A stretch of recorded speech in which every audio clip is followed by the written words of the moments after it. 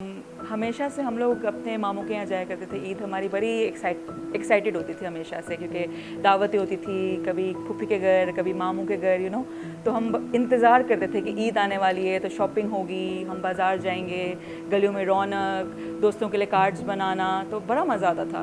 But आजकल Covid की वजह से हम सब घरों में महदूद हैं। और मैं हाल ही में कराची से यहाँ इस्लामाबाद आई हूँ, और मेरे मम्मी, मेरा पूरा ख़ानदान वहाँ है, मेरे हस्बैंड कराची में है।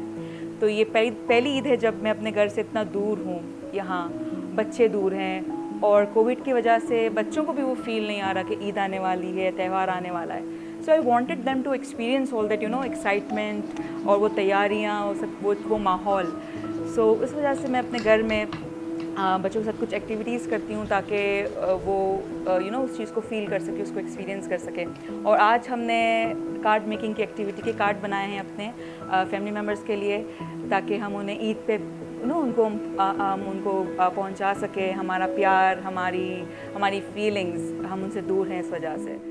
I'm doing a card for my mom and for my Zilal and for my and for Diana and then it's for Adriana and for my तो ये मेरी तरफ से छोटी सी कोशिश थी अपने बच्चों के लिए, अपने फैमिली के लिए ड्यूरिंग दिस टाइम। और बस मैं यही कहूँगी सब घर वालों से, या जो भी मुझे देख रहे हैं उन सब से, कि ये बहुत मुश्किल वक्त है जो इंशाल्लाह गुज़र जाएगा।